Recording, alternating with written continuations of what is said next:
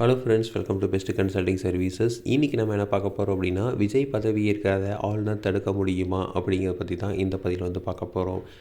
தமிழக சட்டமன்ற தேர்தல் 2026 நடந்து முடிஞ்சிருக்கு. ஸோ இதில் வந்து தனிப்பெரும் கட்சியாக வந்து விஜயோட தமிழக வெற்றிக் கழகம் 108 இடங்களில் வந்து வின் பண்ணியிருக்காங்க. கணக்குக்கு 108 அப்படின்னாலும் வந்து விஜய் வந்து ஒரு தொகுதியை வந்து ராஜினாமா பண்ணணும். அப்போ வந்து 107 தொகுதியில் வந்து அவங்க வின் பண்ணியிருக்காங்க. 233 தொகுதியில் ஒரு தொகுதி வந்து காலியாக இருக்குது. ஸோ இப்போ வந்து அவங்க பெரும்பான்மையை நிரூபிக்கிறதுக்கு 118 சீட்டு தேவைப்படும். அப்படி பார்க்குறப்போ ஆல்ரெடி வந்து காங்கிரஸ் வந்து விஜய்க்கு வந்து ஆதரவு தெரிவிக்கிறேன்னு சொல்லியிருக்காங்க. அதனால் வந்து காங்கிரஸோட 5 சேர்த்து 112 சீட் வந்து அவங்ககிட்ட இருக்குது. ஸோ இதை வச்சுட்டு நேற்று வந்து விஜய் வந்து ஆளுநர்கிட்ட வந்து இப்போ பொறுப்பு ஆளுநராக இருக்கிற அர்லேக்கர்கிட்ட வந்து ஆட்சி அமைக்கிறதுக்கு உண்டான கடிதத்தை வந்து கொடுத்துருக்காரு. ஸோ அதில் வந்து 112 எம்எல்ஏக்கள் இருக்கிறதா வந்து குறிப்பிட்டிருக்காரு.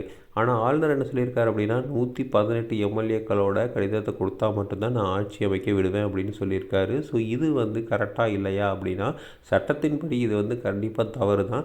ஏன்னா வந்து ஆல்ரெடி நிறையா வந்து கேஸ் வந்து இது மாதிரி வந்திருக்கு. அது மட்டும் இல்லாமல் சட்டத்துலேயும் வந்து யார் பெரும்பான்மையாக ஜெயிச்சிருக்காங்களோ, அதாவது பெரும்பான்மை இல்லைனாலும் எந்த கட்சி அதிகமாக வந்து ஜெயிச்சிருக்காங்களோ அவங்கள வந்து ஆட்சி அமைக்க ஆளுநர் அழைக்கணும் அப்படிங்கிறது தான் வந்து ஒரு அரசியலமைப்போட ஒரு சாஸ்திரமாக இருக்குது. ஸோ இப்போ வந்து பார்த்திங்க அப்படின்னா, ஒரு கேஸ் வந்து வந்திருக்கு. இது வந்து ஒரு லேண்ட்மார்க்கான கேஸு. 1994 எஸ்ஆர் பொம்மை அப்படிங்கிறவங்க தான் ஜட்ஜு. ஸோ அவங்க versus union of India, so ஒன்றிய அரசுக்கு உண்டான ஒரு கேஸ் தான். இது வந்து சுப்ரீம் கோர்ட்டில் வந்து தீர்ப்பு வந்திருக்கு.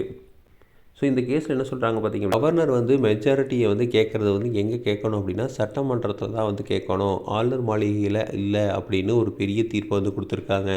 அதாவது என்ன ப்ரொசீஜர் அப்படின்னா, ஃபஸ்ட்டு வந்து யார் வந்து அதிக இடத்துல வந்து வின் பண்ணியிருக்காங்களோ, ஸோ அவங்கள வந்து ஆட்சி அமைக்க வந்து ஆளுநர் அழைக்கணும். ஸோ இதுதான் வந்து ஃபஸ்ட்டு கேஸு. இல்லை அப்படின்னா எல்லாருமே வந்து ஒரே மாதிரி லெவலில் இருக்காங்க அப்படிங்கிற பட்சத்தில், இதுக்கு முன்னாடி யார் ஆட்சி அமைச்சிருந்தாங்களோ அவங்கள ஃபஸ்ட்டு ஆட்சி அழைக்கணும். அதுதான் வந்து செகண்ட் கேஸு.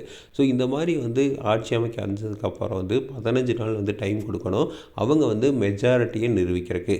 அப்போ மெஜாரிட்டியை வந்து எங்கே நிரூபிப்பாங்க அப்படின்னா, சட்டமன்றத்தில் தான் வந்து நிரூபிக்கணும். ஸோ அதாவது அவங்க என்ன சொல்லியிருக்காங்க அப்படின்னா, governor cannot use their subjective opinion to determine if a government has lost its majority instead of floor of the legislative assembly. Only forum where the government majority must be tested. அப்படிங்கிறது என்னென்னா, எந்த இடத்துல வந்து majority நிரூபிக்கணும் அப்படிங்கிறது வந்து தெளிவாக சொல்லியிருக்காங்க. அதாவது சட்டமன்றத்தில் மட்டும்தான் வந்து அந்த மெஜாரிட்டியை நிரூபிக்கணும், அந்த டெசிஷன் அங்கே தான் எடுக்கணும் அப்படின்னு சொல்லியிருக்காங்க. ஸோ இந்த கேஸை பொறுத்த வச்சே வந்து நம்ம என்ன பண்ணலாம் அப்படின்னா, விஜய் வந்து ஈஸியாக வந்து பதவி ஏற்க முடியும்.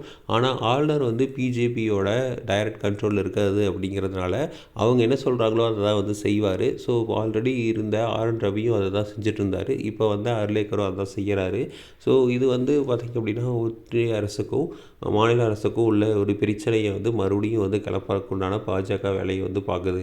ஒருவேளை பாஜக ஜெயிச்சிருந்தாவோ இல்லை வந்து ஒருவேளை ஏடிஎம்கே ஜெயிச்சிருந்தாவோ இந்த அளவுக்கு வந்து பிரச்சனைகள் வந்து பண்ண மாட்டாங்க. ஏன்னா வந்து அவங்க ஆல்ரெடி கூட்டணியில் இருக்காங்க.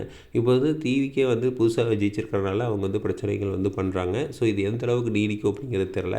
பட் விஜய் வந்து பதவி ஏற்கிறத தடுக்கவெல்லாம் வந்து முடியாது. ஆனால் ஆளுநர் வந்து இப்படி செஞ்சிட்ருக்காரு. ஸோ இதை வந்து கேஸ் போட்டாங்க அப்படின்னா உடனடியாக வந்து விஜயை வந்து பதவி ஏற்க சொல்லலாம் சுப்ரீம் கோர்ட்டை. ஸோ இதே மாதிரி இன்ஃபர்மேஷன் உங்களை தொடர்ந்து வேணும் அப்படின்னு எங்கள் சேனலை சப்ஸ்கிரைப் பண்ணுங்கள். தேங்க்யூ.